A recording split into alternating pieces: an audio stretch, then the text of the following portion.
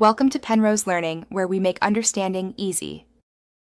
In this video, I will explain how to read centerline drawings. First, understand that a centerline represents the exact middle of a feature, like a hole or a shaft. These lines are typically drawn with a pattern of alternating long and short dashes. They are fundamental for accurately locating and dimensioning symmetrical parts. Recognizing these lines is your first step to interpreting technical drawings correctly and efficiently. When identifying center lines, notice they often extend a small distance past the feature they represent. For circular elements, a center line will pass through the exact middle, indicating its axis of rotation or symmetry.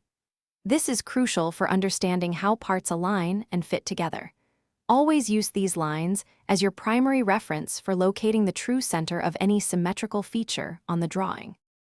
Interpreting centerline data involves understanding how dimensions relate to them.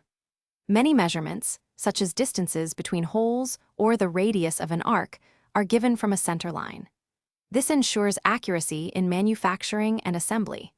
Always trace dimensions back to their centerline origin to fully grasp the design intent and ensure correct part fabrication and alignment. Applying your knowledge of centerlines is vital for successful project execution.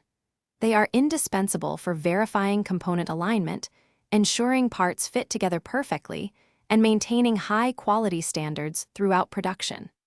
Mastering centerline interpretation will significantly improve your ability to read and work with technical drawings. Remember to check the description for a link to the Owala water bottle and other great deals to help you stay focused and hydrated. Thanks for watching. If this was helpful, leave a like and consider subscribing. See you next time.